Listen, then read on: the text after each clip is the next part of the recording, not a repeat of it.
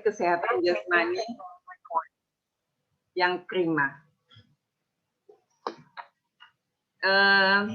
Kalau saya boleh tahu, adakah di sini yang nggak pernah sakit sejak lahir ke dalam dunia sampai dengan hari ini, nggak entah berapa sudah usianya, terus dia nggak pernah sakit? Rasa-rasanya sih hampir semua kita pernah sakit lah ya. Mau pilek-pilek atau mau demam, pusing, mual, seperti itu deh gitu.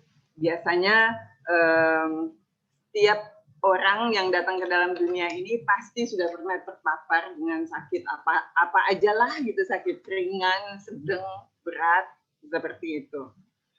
Baiklah, sebelum kita mulai, kita tundukkan kepala sekali lagi dan kita berdoa. Bapa di dalam surga, kami bersyukur kalau malam ini Tuhan kumpulkan kami melalui Zoom ini untuk kami yang sungguh-sungguh merindukan akan firman-Mu Tuhan dan mau belajar dan mau terus komitmen untuk kami terus dibekali dan kami boleh melayani Tuhan dengan lebih maksimal di dalam dunia ini selagi Tuhan masih memberi kami waktu dan kesempatan ada di dunia. Biarlah Engkau hadir di tengah-tengah kami dan Roh Kudus menerangi pikiran kami, hati kami, sehingga apa yang kami perbincangkan malam ini sungguh-sungguh yang sesuai dengan isi hati Tuhan. Kuduskan, sucikan setiap kami, Engkau yang mengampuni semua dosa dan kesalahan kami, dan Engkau yang melayakkan kami untuk boleh datang di kaki Tuhan malam ini.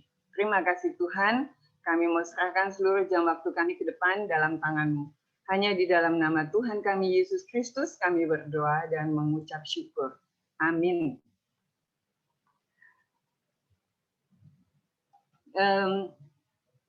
Kalau sebelum kita akan bicara tentang penyakit atau penyebab-penyebab penyakit, maka kita bisa lihat apa sih definisi tentang sehat menurut Badan Kesehatan Dunia, WHO. Ya, kalau WHO dia bilang bahwa manusia itu dikatakan sehat bukan hanya kalau dia terbebas dari penyakit atau kelemahan atau kecacatan, tapi dia harus sehat secara fisik, mental, dan sosial. Kalau kita lihat definisi ini, walaupun terlihatnya baik, tapi dia nggak menyebutkan tentang bagaimana kesehatan jiwa dan roh, gitu ya. Jiwa roh kita itu seperti apa. Nah, kalau kita baca di 1 Tesalonika 5 ayat 23, di situ dikatakan bahwa nanti pada saat kedatangannya Tuhan Yesus, dia ingin supaya umatnya itu punya kesehatan roh, jiwa, dan tubuh yang sempurna, yang tidak bercacat. Tapi ini bukan berarti kalau orang cacat terus Tuhan tolak, enggak.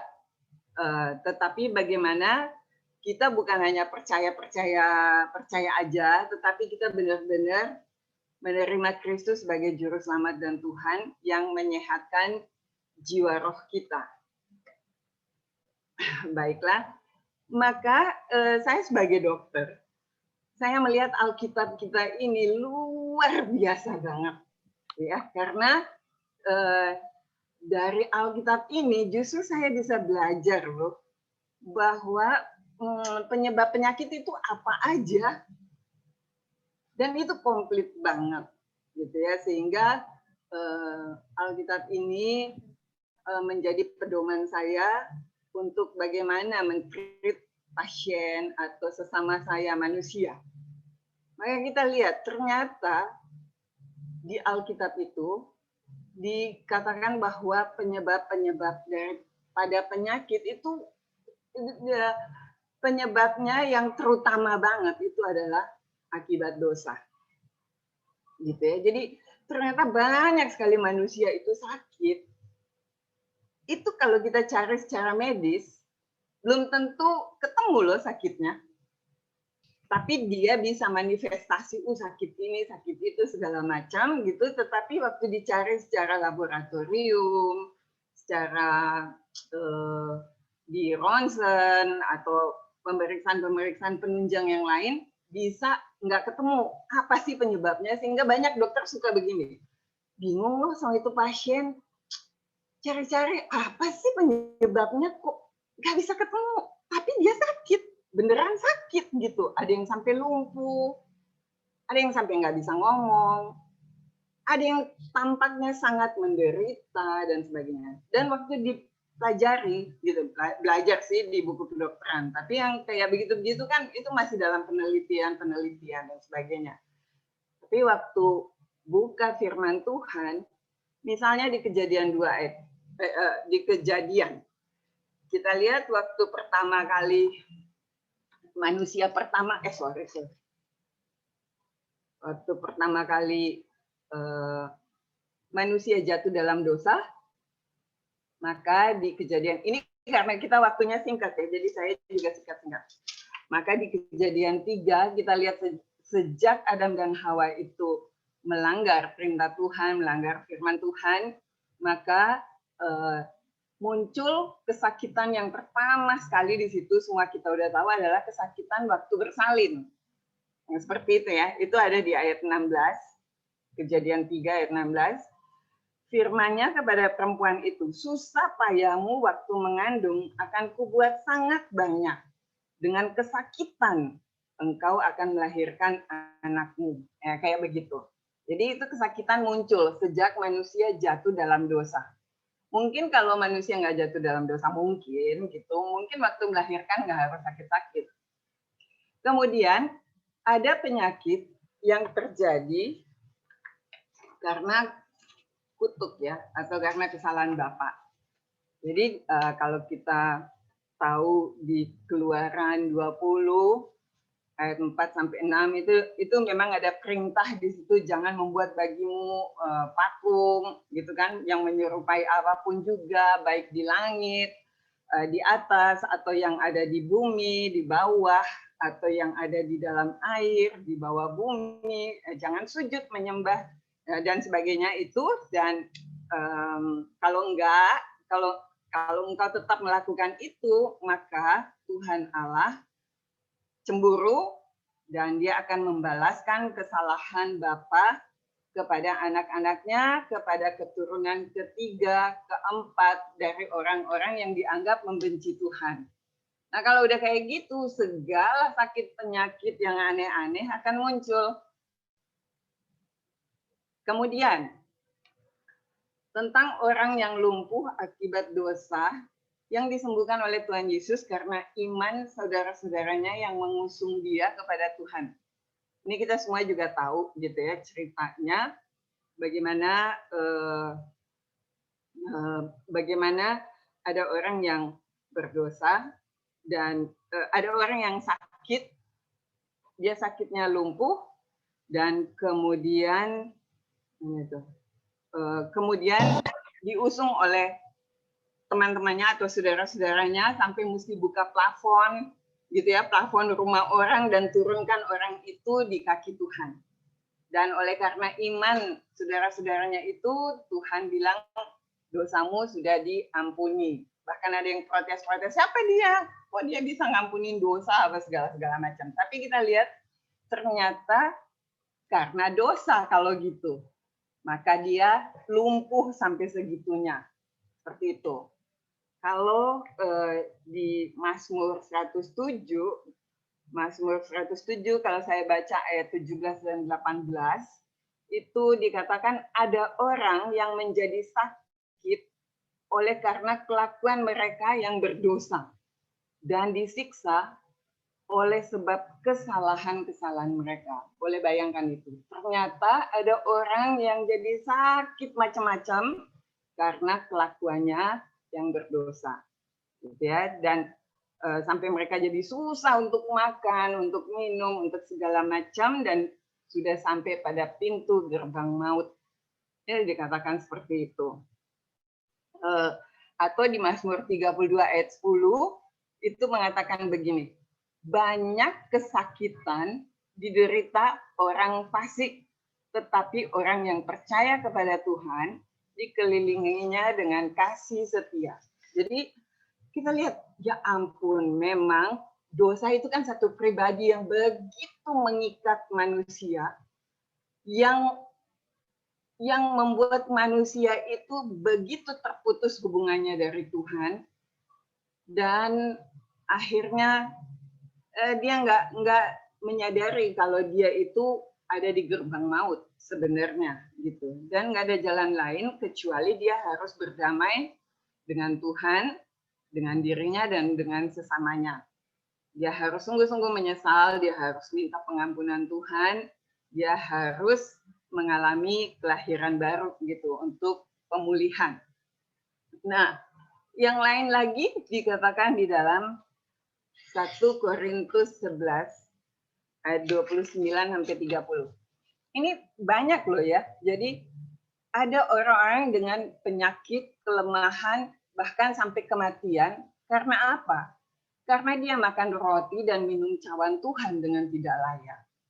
Maka hati-hati banget itu kalau mau rebutan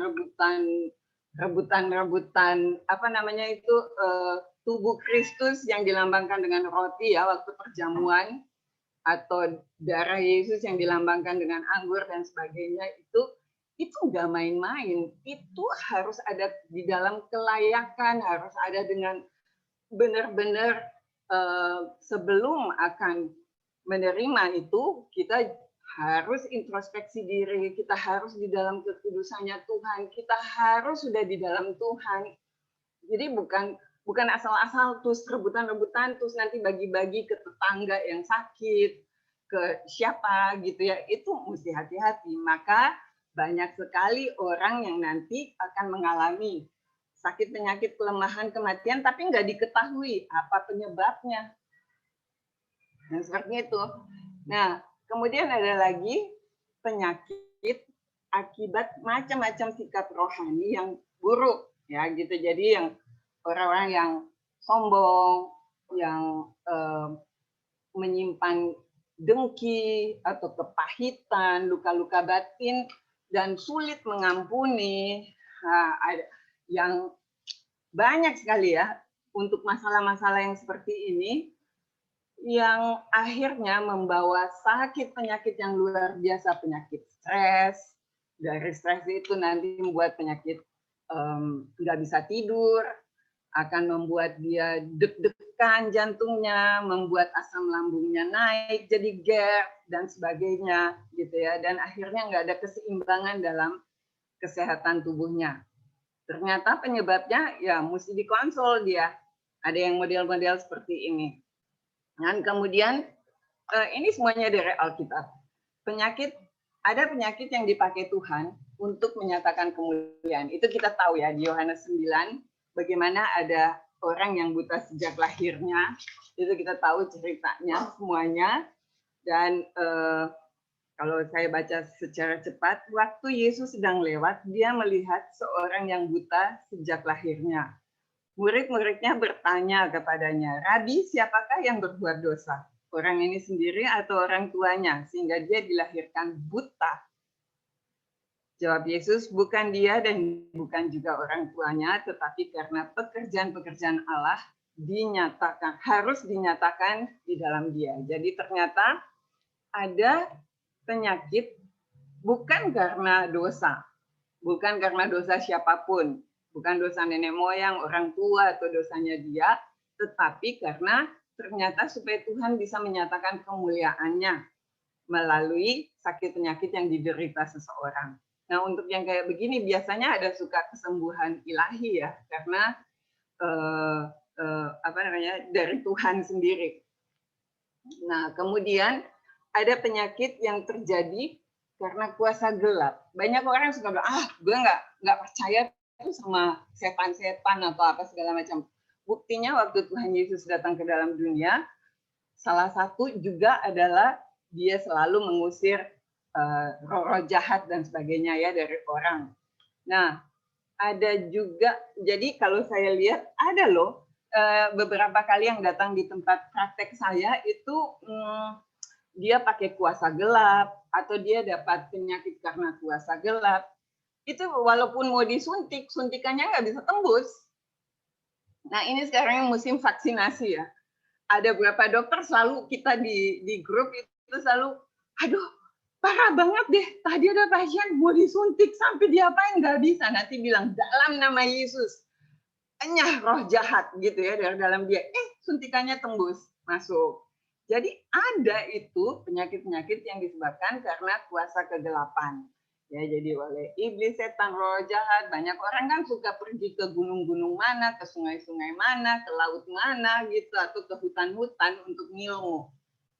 Ya, tapi ada penyakit karena kuasa gelap, tapi dipakai untuk pengujian iman seperti pada Ayub gitu ya. Kita tahu bagaimana kehidupannya Ayub, bagaimana Ayub ini begitu saleh di hadapan Tuhan, tetapi habis itu iblis dapat izin dari Tuhan untuk boleh menggocok Ayub. Dan kita lihat bagaimana anak-anaknya mati seketika 10 orang, semua kepunyaan dia semuanya habis. Jadi ada api yang turun dari langit, ada angin ribut dan sebagainya. Jadi kita jangan terlalu bangga banget kalau kita mungkin ngikutin suatu KKR, tiba-tiba ada angin ribut atau ada api, itu semuanya kita harus uji dulu dari mana datangnya gitu. Dan kemudian kita tahu ada kisah di Lukas 13 ayat 10 sampai 17, bagaimana ada seorang yang sudah bungkuk selama 18 tahun dan ternyata Tuhan Yesus bilang dia diikat oleh roh jahat.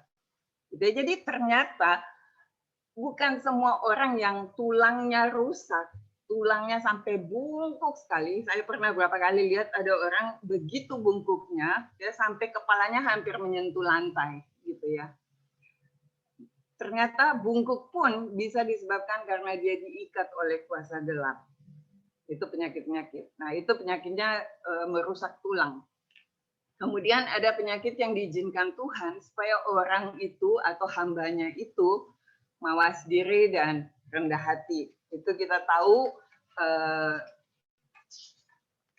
bagaimana dengan Rasul Paulus ya. Kita semua tahu bagaimana hebatnya Rasul Paulus sejak dia menjadi murid Tuhan atau menjadi Rasul Kristus, dan bagaimana luar biasanya dia dipakai oleh Tuhan. Tapi di ayat 7-nya itu dikatakan, dan supaya aku jangan meninggikan diri karena pernyataan-pernyataan yang luar biasa itu, maka aku diberi suatu duri di dalam dagingku, yaitu seorang utusan iblis. Ini jelas banget ya, seorang utusan iblis untuk menggocok aku, supaya aku jangan meninggikan diri. Ini 2 kali ya dibilang supaya aku jangan meninggikan diri. Jangan jadi sombong.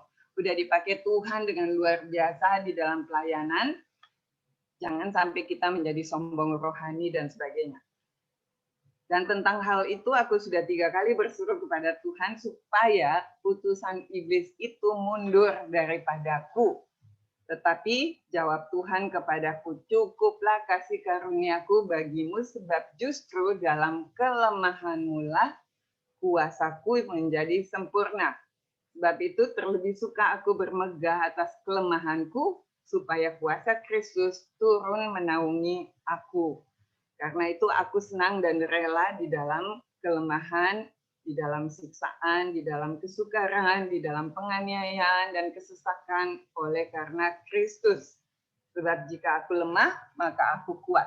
Itu tulisan daripada Rasul Paulus di dalam 2 Korintus 12. Ya, begitulah kalau melayani Tuhan, nggak selalu harus enak-enak banget, sukses, ya berhasil semuanya dan sebagainya. Justru kalau kita baca dari rasul-rasul termasuk Paulus, begitu banyak kesukaran yang harus dijalani, bahkan aniaya, bahkan kesesakan, segala macam gitu ya, kesusahan, kesulitan. Dan akhirnya penyakit yang kelima itu oleh karena hal medis gitu ya. Yaitu yang kalau di Timotius, di 1 Timotius 5 ayat 23 dikatakan, jangan lagi minum air saja. Paulus mengatakan kepada Timotius waktu itu dia sakit pencernaannya, melainkan tambahkanlah anggur sedikit, nggak boleh banyak loh. berhubung pencernaanmu terganggu dan tubuhmu sering lemah. Nah, ini kita lihat ternyata Timotius punya sakit pencernaan, mungkin karena pelayanan atau apa, dia suka telat makan, atau kadang ada stresnya gitu ya, sehingga asam lambungnya tinggi. Dan ternyata oleh Rasul Paulus disuruh minum sedikit anggur, gitu, jangan cuma air. Ternyata pengobatannya itu juga, gitu ya, sedikit, tapi sedikit loh, jangan banyak. Maka kalau kita lihat penyebab medis, kalau kita lihat ya tadi dari 5 penyebab, ternyata medis itu cuma sebagian kecil loh. Orang itu sakit yang benar-benar medis. Lebih banyak itu penyakitnya disebabkan oleh yang tadi semua itu. Ya, kalau penyebab medis bisa karena dia murni misalnya saat ini pandemi COVID-19. Murni terjangkit virus. Gitu ya. Murni kena kuman. Habis itu kena tifus karena salah makan di jalanan dan sebagainya, kena jamur, parasit dan lain-lain. Bisa karena ketidakseimbangan kimia. Ya, karena mencret-mencret, maka cairan tubuh banyak yang keluar, maka natrium, kalium, kloridanya banyak yang hilang, jadi ketidakseimbangan. Gizi yang nggak seimbang karena merasa tubuhnya gemuk, dan kemudian dia coba-coba untuk diet dengan gayanya sendiri tanpa konsultasi, maka terjadi ketidakseimbangan. Ya, kemudian kalau dia pakai obat yang nggak sesuai, kena efek samping dan sebagainya, bisa sakit. Atau tata cara hidup yang nggak sehat, jadi makan tidak pada waktunya, tidur tidak pada waktunya, dan sebagainya. Nggak suka olahraga, ya itu membuat otot-otot jadi lemah, tulang-tulang jadi nggak berkembang, nggak padat, gitu ya, gampang kropos. Faktor emosi, kembali lagi ini faktor emosional atau psikologis. Ya, ini masalah yang selalu mengikat manusia, gitu ya. Gampang marah, gampang benci, gampang sakit hati, sulit ngampunin, sombong dan sebagainya. Nah, ini masalah banget di manusia. Kemudian faktor organik ya, jadi memang ada sakit gula, ada sakit darah tinggi dan sebagainya, sakit liver, faktor-faktor lingkungan yang kurang sehat, atau sakit karena kecelakaan atau kejadian yang tidak terduga ya, jadi tabrakan dari motor gitu, atau jatuh dari motor, patah tulang dan sebagainya. Maka kalau untuk penyakit fisik, pencegahannya kita harus makan, minum yang teratur, olahraga gitu ya. Apalagi jalan kaki itu bagus banget, membersihkan diri, mandi, medical check up dan sebagainya.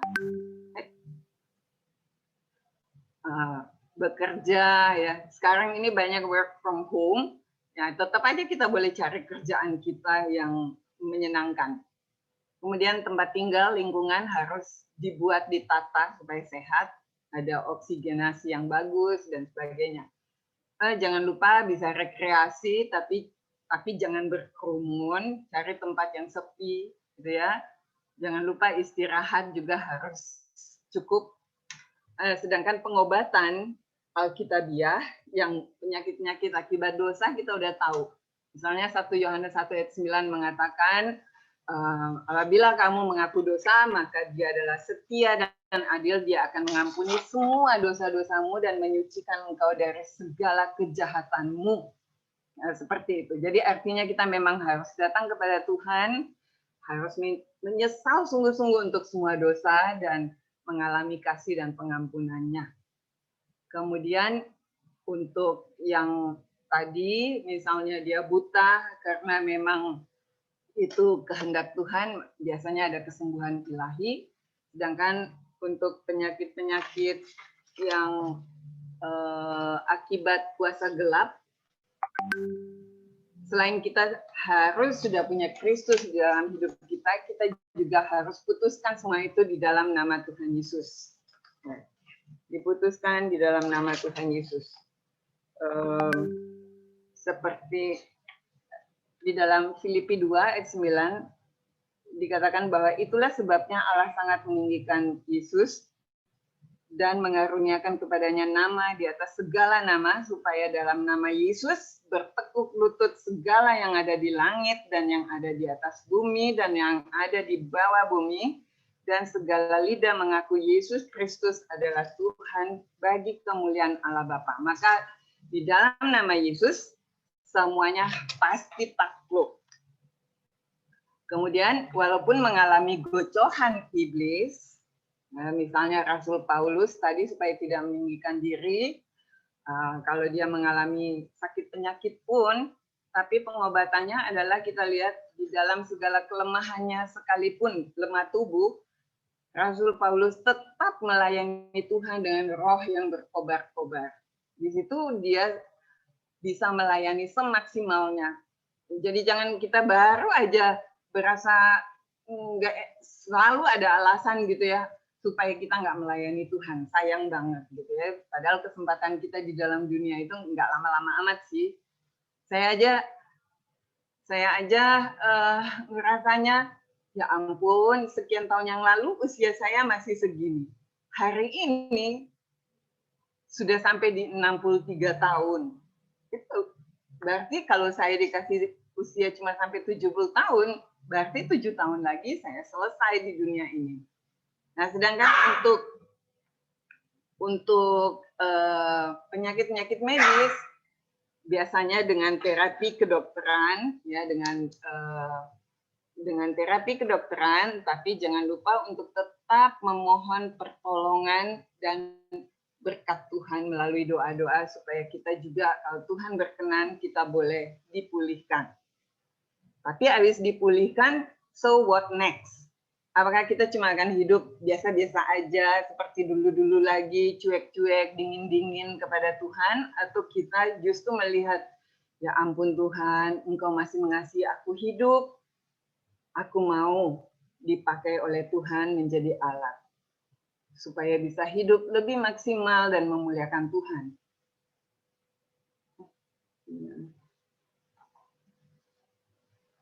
Iya, jadi dengan demikian kita lihat bahwa kalau saya lihat ya, betapa banyak orang itu lebih memperhatikan kesegaran jasmani atau kesehatan jasmaninya. Untuk jasmaninya yang hanya hidup 70, 80 tahun, 90 mungkin kalau dia kuat, dia rela ngeluarin uang sebanyak-banyaknya untuk jadi member di salah satu tempat olahraga misalnya gitu ya, dan dia akan olahraga teratur dan sebagainya. Bagus sih gitu, tapi jangan lupa dengan kesehatan rohaninya juga. Bagaimana supaya rohaninya bisa senantiasa segar juga. Bagaimana dia melakukan latihan-latihan rohani gitu ya, dengan baca firman Tuhan, mengikuti pelatihan pemuritan, menambah-nambah hidupnya dengan apa yang dia belum tahu tentang Tuhan lebih dalam lagi gitu. Diet, kalau untuk kesegaran jasmani, kesehatan jasmani aja kita mau atur dietnya ya. Jadi makanan yang masuk ke dalam tubuh kita mesti yang sehat, sayur, buah, banyak air dan sebagainya. Nah, untuk rohani kita dietnya gimana? Apa sampah-sampah rohani kita masukin juga? Nonton pornografi, kasih keluar maki-makian, segala macam kebencian dan sebagainya itu kita pupuk terus atau kita mau selesaikan di hadapan Tuhan. Bagaimana untuk kesehatan jasmani kita, kita mau membersihkan diri secara teratur, ya mandi teratur, bersihkan diri gitu ya. Nah, untuk rohani kita perlu selalu setiap saat mencek diri kita juga, apakah saya baru melakukan dosa apa gitu. Bagaimana supaya saya bisa dipenuhi oleh Roh Kudus, mengalami kasih pengampunan Tuhan dan saya bisa berkenan di hadapannya. Dengan demikian rohani kita juga akan mengalami pertumbuhan demi pertumbuhan yang sehat yang akan memuliakan Tuhan. Untuk kesegaran jasmani kita, apalagi sebelum pandemi, kita bisa terbang ke sana kemari, beli tiket mahal-mahal, hotel dan sebagainya untuk berlibur dan sebagainya. Tapi untuk memuji, mengucap syukur kepada Tuhan, gitu ya, berlibur secara rohani, kayaknya sulit. Nah, untuk supaya sehat, supaya ketahuan ada penyakit apa, kita mau medical check up teratur setiap tahun atau kalau pilot setahun 2 kali gitu ya, setiap 6 bulan. Itu kalau ke laboratorium atau cek ini cek itu segala macam, itu bukan duit sedikit, banyak dong gitu ya. Tapi banyak orang rela untuk itu. Tetapi untuk kesehatan rohaninya dia nggak peduli gitu. Nah itu sayangnya, padahal dia juga harus mestinya bisa sinkron, yang rohani, yang jasmani, supaya dengan tubuh yang sehat, rohani yang sehat, kita bisa melayani Tuhan dengan maksimal, dengan penuh ucapan syukur, dengan penuh rasa terima kasih karena Tuhan di dalam providensia Allah, dia sudah menjaga kita, dia sudah kasih kita kesempatan boleh melayani dia. Itu sesuatu banget, itu sesuatu yang luar biasa banget. Iya, kiranya kita semuanya, saya mau kasih lihat, mungkin ada yang sudah pernah lihat juga, ini satu video singkat, semenit lebih. Hubungan yang terdapat di antara pikiran dan tubuh sangatlah erat. Bila mana yang satu diserang penyakit, yang lain turut merasakannya. Keadaan pikiran terkadang mempengaruhi kesehatan lebih besar daripada apa yang disadari banyak orang. Banyak dari penyakit yang diderita oleh manusia adalah disebabkan tekanan mental. Jadi, kalau hati orang yang gembira adalah obat yang manjur, apa ya kaitannya dengan ilmu kedokteran atau medis? Jadi, saat seseorang itu kayaknya senang, santai, gembira gitu ya, itu maka tubuhnya dapat memproduksi hormon yang menguatkan daya tahan tubuh. Hormon-hormon yang akan diproduksi dan masuk lebih banyak lagi ke dalam aliran darah itu adalah hormon yang seperti yang namanya serotonin, dopamin, endorfin, oksitosin ya, dan ada lain lagi.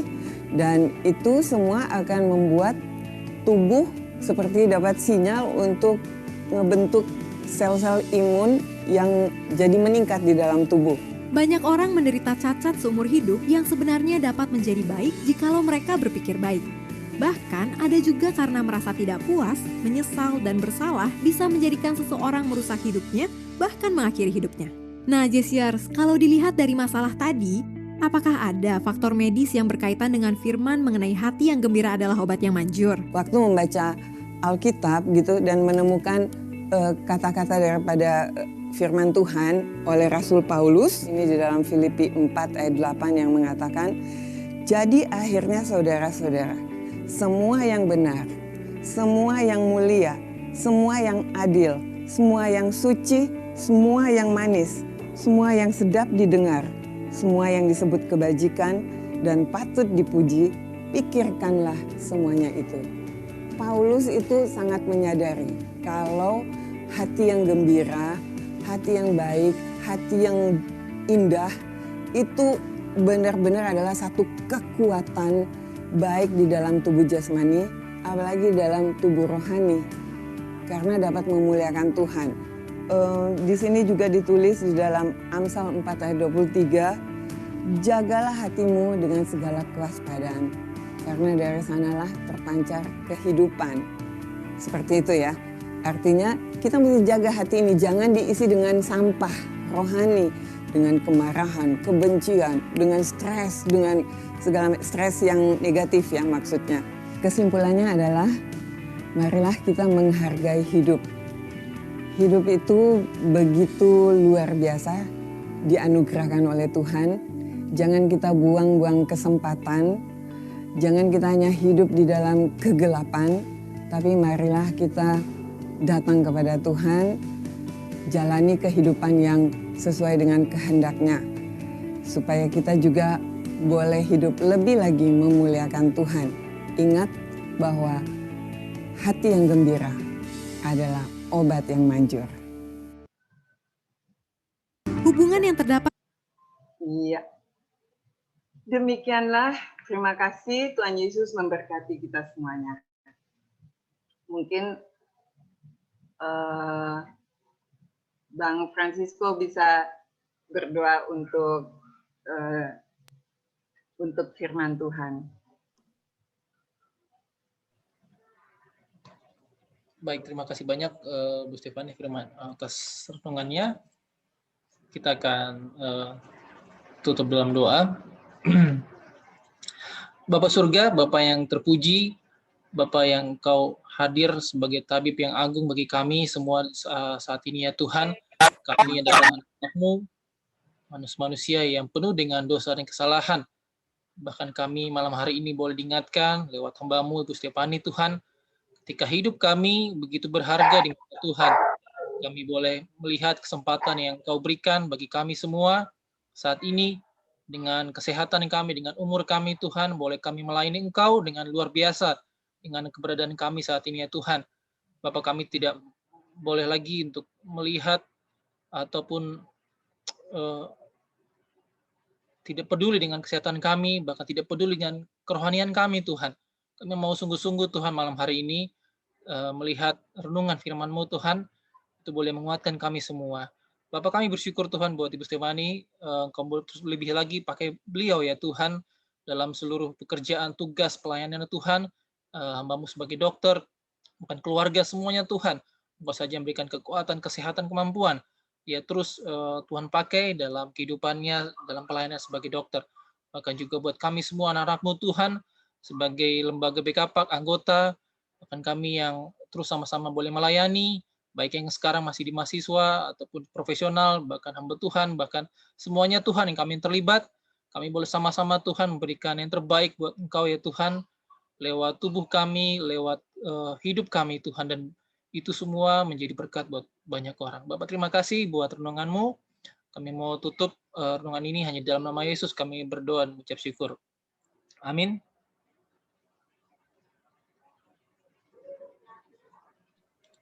Ya, sekali lagi terima kasih Bu Stefani untuk kebenaran firman-Nya yang sudah memberikan banyak hal kepada kita tentang tadi ada yang penyakit karena dosa ternyata, ada juga memang penyakit kita alami karena untuk memuliakan nama Tuhan, dan juga ternyata dari pikiran sendiri bisa jadi penyakit dalam diri kita. Terus lagi, walaupun kita orangnya rohani, tetap ya harus olahraga ternyata teman-teman. Jangan anggap udahlah kita baca Alkitab cukup.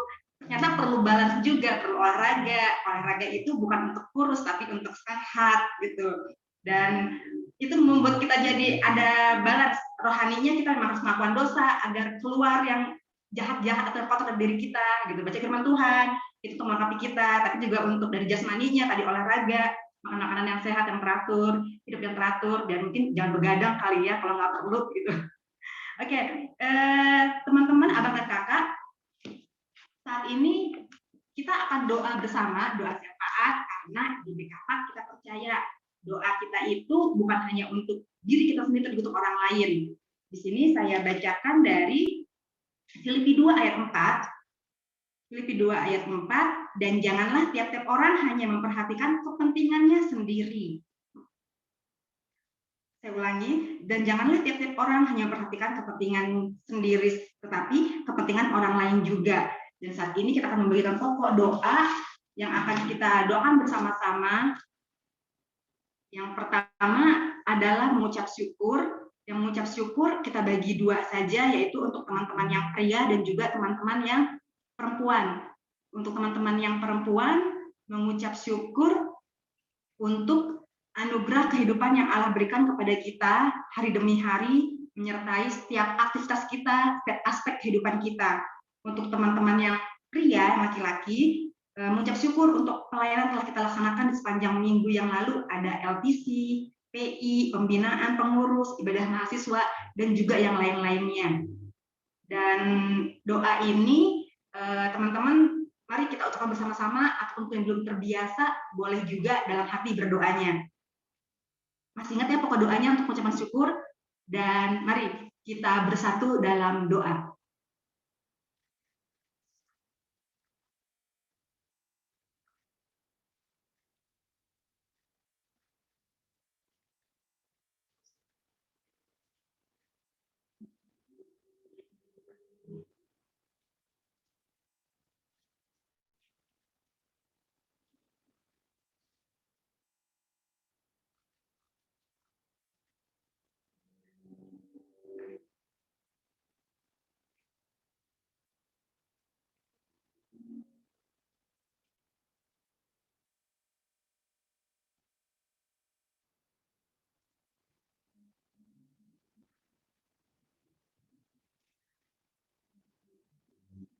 Dalam nama Tuhan Yesus, amin, untuk ucapan syukur.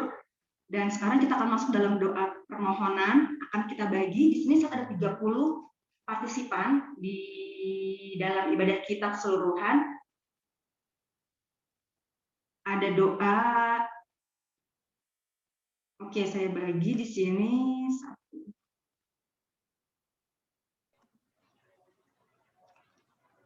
Pokok doa ada di chatting ya, teman-teman.